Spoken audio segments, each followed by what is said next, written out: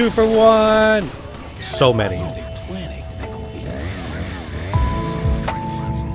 It honestly feels surreal from when I first played this game on GameCube from Blockbuster. Now, literally like a decade and a half later, reviewing it. No time to waste on the intro for this. Let's just get into it. This is Resident Evil 4. Don't go away.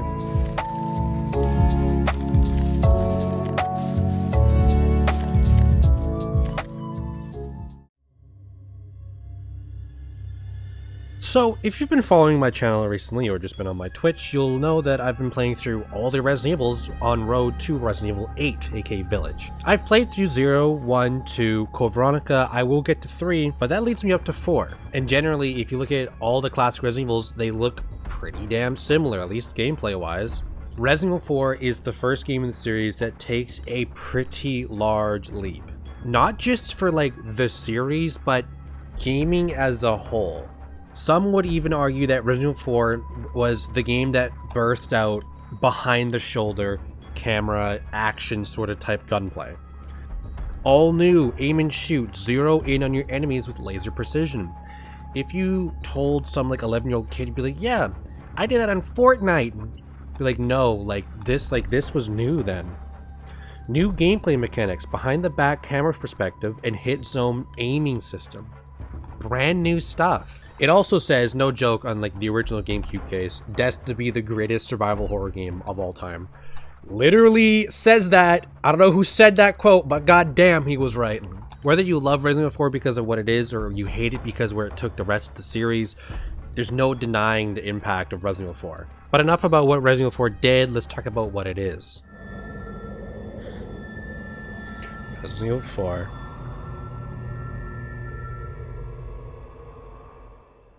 And straight up, I have to say, the gunplay is addicting, and it's one of the best assets this game has. Pistol headshots, satisfying as heck.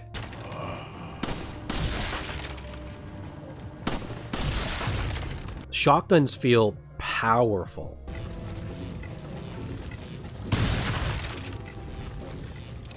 Zooming in with the sniper for a headshot, again, satisfying.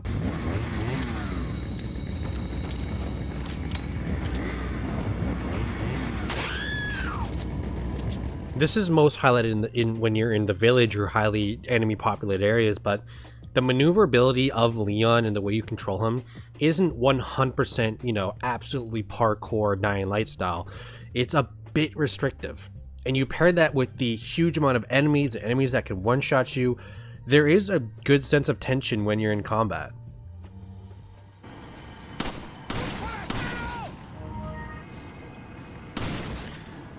I have literally the craziest play you'll ever see in the history of this game.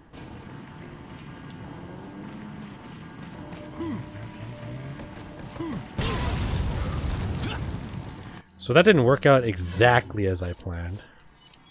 Item management is a bar that was set in this game back when I played it that has never been reached to this day. Sure, I haven't played every single game that has been ever released, ever, but I play a good amount of games, and not once have I ever played a game where I thought, you know what, this is just as good as Resident Evil 4's item management. It's literally just an attache case pause menu, but it's so satisfying. It's customizable. Where do you want your ammo? Where do you want your guns? Where do you want your nades? Where do you want your health items? You can organize it. You can upgrade it. Trust me, you know a menu is satisfying when you could search up Resident Evil 4 menu ASMR and there's actual videos out there. You can fill up your attache case via the merchant, who, by the way, again, such a unique, creative way to buy things. How easy would it have been, and how often do you see nowadays where it's just a merchant you walk up to, you click a button, you know, not much, you know, you click buy, whatever, move on. The merchant in Resident Evil 4 is ominous. Okay, he comes in, literally not a single thing is known about this guy. How is he here? Why is he here? How does he travel around areas that Leon has to go through? Absolutely, like Leon has to blow a wall up at one point. Oh, there's the merchant on the other side. I saw him 2 minutes ago. I don't know how he got here before me. He's got really good voice lines. It's just another aspect of Resident Evil 4 that is just like hasn't been reached to this day. Got something that might interest you. This dong. Got some red. In the merchant, you have lots of guns, and this circles back around to gunplay.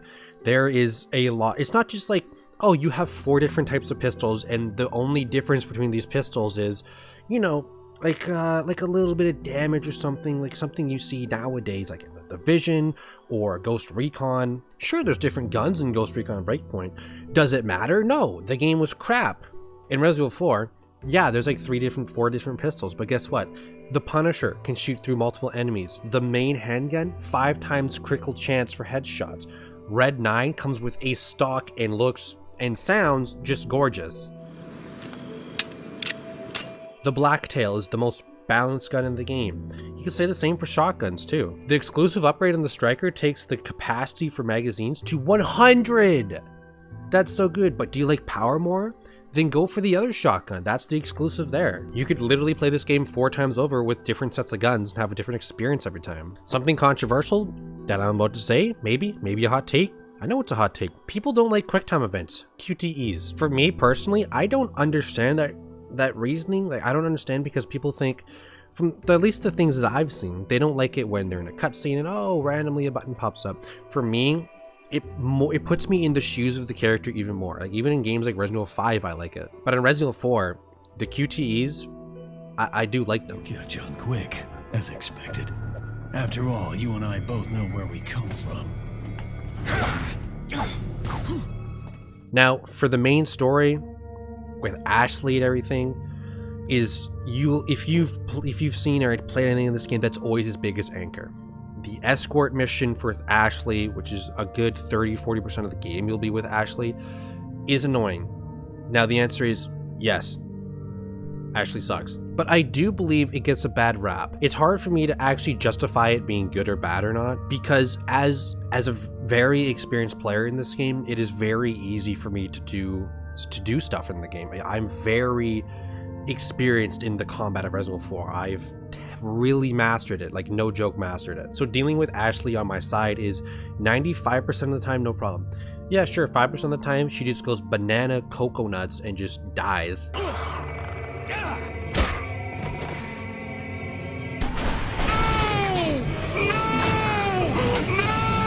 But I could see, as maybe a first-time player, you would have trouble navigating with Ashley.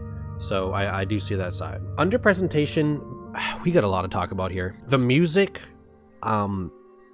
it's so good. The Resident Evil 4 save theme is just top-notch. And this game doesn't just stop at one save theme. It goes into pretty much 2 save themes, because you have the regular save theme, but then you also have Serenity, which is the theme that plays when you're in the save room, which could technically be called the save theme. It's not officially the save theme, but it technically is the alternate save theme.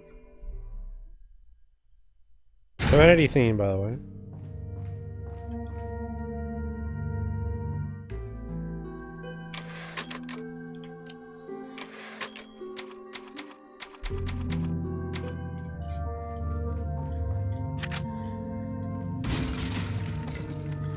Themes in this game, whether they be when you encounter enemies or when you just enter a spooky area, they add character.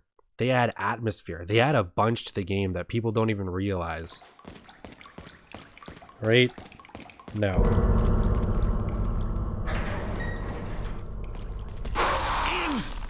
She usually points. Speaking of atmosphere, this game creates an atmosphere that I think Resident Evil is almost never caught back up to. There is nothing spookier than the village at night or the farm at night that I've ever been spooked out before in Resident Evil.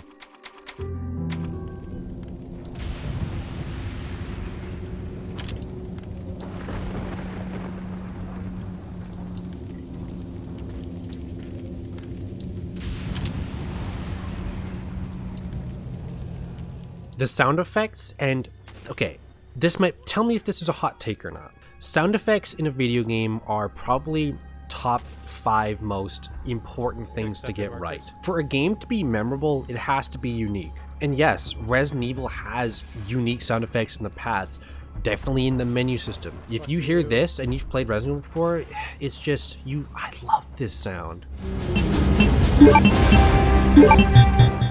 Dead Space 2 is another game that I link sound effects to. There is nothing in the world that sounds anything like the way Dead Space 2 sounds like. The menu system, the item pickups, nothing. CEC engineering loadout. And the same can be said for Resident Evil 4.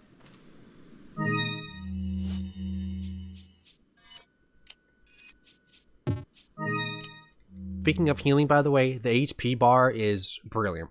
I think that if you could put a little bit of creativeness into anything, how easy would it have been to just make a very, very basic HP bar of like 0 to 100 HP, and you get hit, you lose 25 HP, you get 75.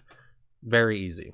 Circling back around to atmosphere, I gotta say, one of the main reasons why Resident Evil 4 is just like, it feels like a game like no other. The villagers, like the people who inhabit the areas, like the castle and the Ganados that are in the game, the voice lines, really nice. And I don't mean nice as in like a flowery sort of way. I mean nice as in a sort of cool way. So many games nowadays have just very, very basic, you get spotted by an enemy or something, and then the guy goes, oh, I think something over there, and he'll walk over, maybe you get spotted, I don't know. In Resident Evil 4, they point at you, they scream, they just are, it's just insane.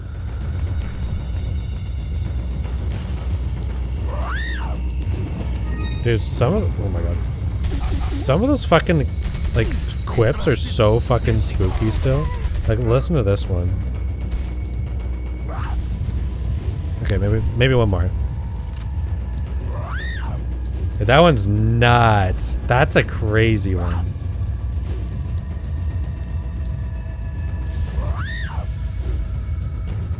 Boss designs.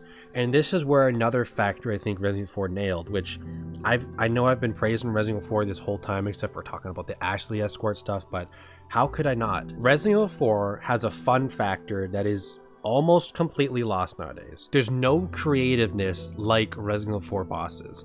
Yes, I'm not saying that every single game nowadays has no creativeness, because let's be honest, if you've played any game, any AAA game nowadays, and then you played a different AAA game, I guarantee you they're both open world and they both have sponge bullet bosses and stuff like that. Yeah, sure, I'm playing through It Takes Two. That game is very fun, unique, creative. Probably that's why it won literally Game of the Year.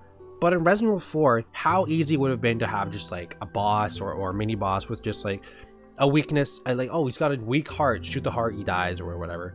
They're like, no, how about let's put a potato rucksack over a guy's head and give him a chainsaw and let him run around the village? How about let's sew this guy's eyes shut, give him Wolverine claws for some weird reason, and yeah, he can detect hearing like crazy. Or how about we just make these weird looking things with long arms and stuff like that. But you know what, let's make the player find a thermal sight. Okay, let's make them unfreeze a thermal sight from the freezer, equip it so they can see the little Las Plagas in their body and they hit it. Oh, and they also regenerate, and they breathe and sound like nightmare fuel. Or even like, you know what, let's have a statue built of Salazar that then turns into a robot that runs at you. I think developers underestimate how much players don't care about, is it balanced? Is it fair? Does it make sense? Does it have lore? Will it make money? Is there microtransactions available to this boss? And I think they often forget about the fun factor and the creativeness. Because honestly, almost nothing makes sense in Resident Evil 4. So, for overall impact, if it's not clear already, it should be, honestly. I absolutely love this game. It's one of my top 5 favorite games of all time. That is a very, very hard list to get into. I have a fat amount of experience in this game, almost an embarrassing amount, but I wouldn't even use that word. I would honestly say that I am legit so proud of how I've mastered this game. I've did it with speed running. I do casual runs where I just, put on a podcast, play through the game once in a while. Those runs add up, okay? My experience goes back so far with Resident Evil 4. It's insane. When I was a kid, I would get home from school, grab a snack, peanut butter toast, turn on the old ass computer with the 40-foot box monitor, and just start on YouTube watching a YouTube channel, Boffy Rocks. He would have Resident Evil 4 playthroughs. Me and a friend would go out at night and pretend we're at the village at night and we would pretend that we're Leon and we're, you know, killing Ganados and all this stuff. I would stand like 3 steps up on stairs and then jump off and do what I would call the Leon roll, because Leon was legitimately someone I looked up to when I was a kid, because he looks cool, he's badass, he was legit like an icon to me. I'm never turning into one of them. Never. Got that right. We'll find a cure. I remember my first experience with this game so well. Me and my mom rented it from Blockbuster back then. Came back, we went into the basement where the GameCube and TV was, turned it on, and it was like a 7-hour experience. It took us hours to get past the village. This game truly is, weirdly to say, in a game like this, truly is a heaven for me. Alright, restart. Casual death. Just a couple last things to touch on. Again, this game is so memorable in so many ways that I haven't even listed out the locations. The village. Village at night. Farm at night. The swamp with the whale fight. You've got the castle. You've got the military barracks area. It's just those areas all stand out from each other. And if someone told me they had a reason for liking one area over another, I could see any scenario. And for 2005, 17 years ago, this game stands up that other games generally don't. And it's not even like it just stands up, it's like it stands up strong. After you beat the game, you unlock a couple things on GameCube. No separate ways in GameCube, that confused the heck out of me. But you do have Assignment Ada, which I guess is pretty good.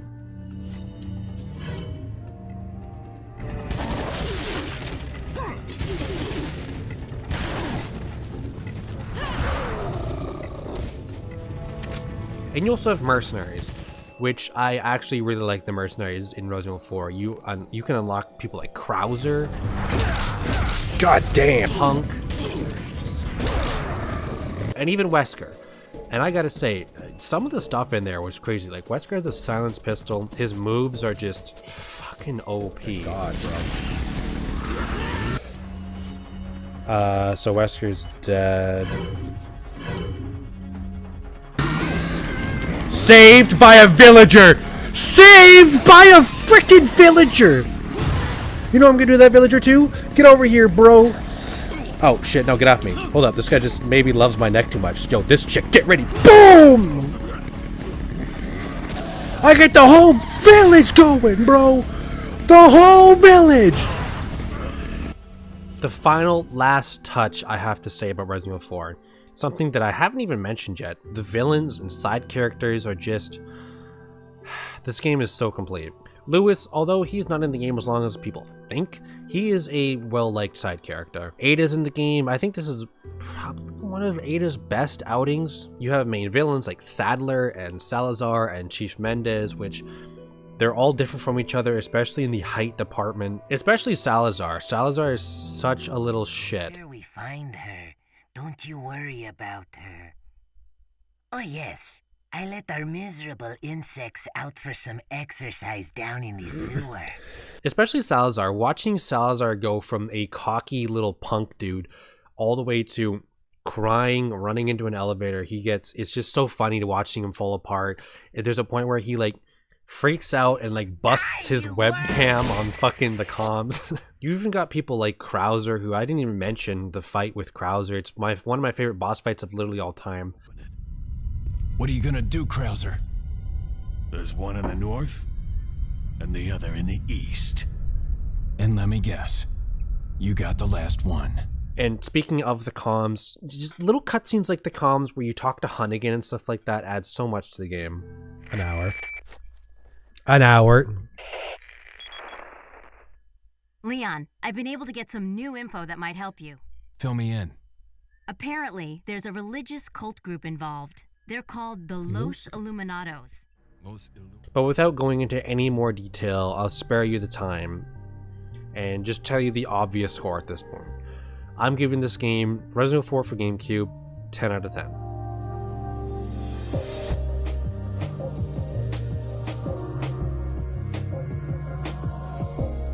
So that's it. Resident Evil 4 for GameCube, the classic 2-disc format. Remember back those days. Of course, I'll still be playing it on PS4, on my casual runs and stuff like that. But going back to play like the original intended way, reading all the files, watching all the cutscenes, playing from scratch, because on PS4 I just do New Game Plus, and at that point you have like all your weapons and everything. So starting from scratch on GameCube was really good. It made the game a lot more difficult. So yeah, Resident Evil 4 is down, Resident Evil 5 is next. What will we get there? I think people might be surprised what I say about Resident Evil 5, so stay tuned to find out. But for now, I'm your host, Sail Planet Entertainment, and I hope you enjoy this review. Peace.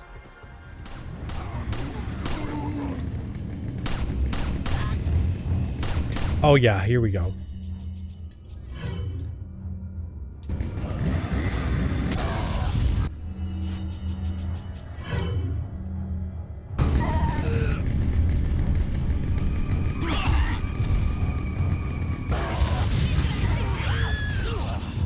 Yeah, there's definitely voice lines in this game that are definitely not in the regular PS4 shit.